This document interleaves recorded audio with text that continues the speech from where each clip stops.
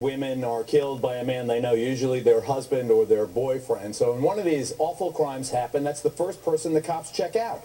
Yet despite that record, men still try to outsmart the law with twisted, tortured alibis. Before we meet Susan Powell's family, here is Craig with the latest on Josh Powell, the probably lying husband who is now officially a person of interest in Susan Powell's disappearance. Geraldo, Susan Powell's disappearance was made even more suspicious by her husband's unlikely alibi. Joshua Powell told police that he took his 2- and 4-year-old on a midnight camping trip in freezing temperature here to Utah's western desert, a 2-hour drive along unlit, unpaved roads. Randy, described the temperatures around December 6th, December 7th when Susan disappeared. It was probably above or below zero, sub-zero. Randy Griffin, a ranger with the Bureau of Land Management, said there was no evidence of any campers visiting this area on the date and time given by Joshua Powell. Any cell phone coverage, Jackie?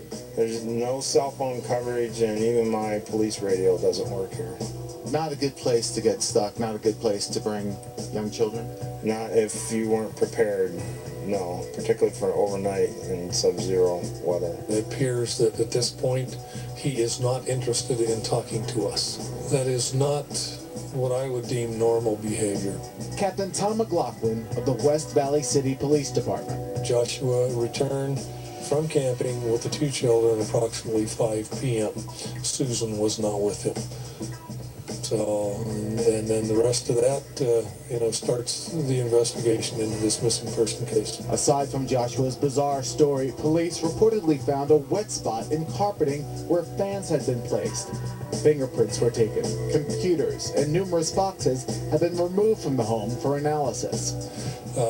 As to what we have located and what we've seized, I'm not going to get specific into that. There are reports of a diary found at Susan's workplace, which allegedly spoke of various threats she received from her husband. And there are financial problems. In 2007, Joshua filed for bankruptcy. When did you question Joshua? We talked to him briefly that Monday evening, and then had a little more extensive interview the following Tuesday morning.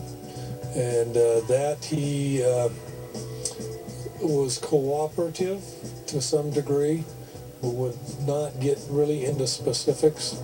And then that interview was ended that morning.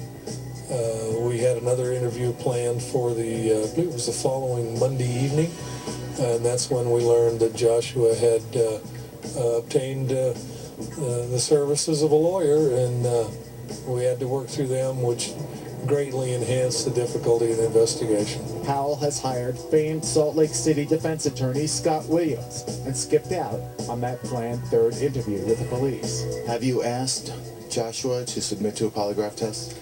That's one of the things we wish to ask him, for truth verification. We want to verify his story, what he's telling us.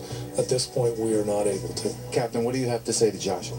Joshua, if you are as interested in finding Susan as you say you are, please assist us in this investigation. Please come and talk to us, and let's get this issue resolved. Craig will be with us in a couple of minutes, and as this noose appears to tighten around his son-in-law, Susan Powell's father and her best friend also join us live after the... There you go. The Hernandezes. You're automatically getting a price assurance check from Orbitz.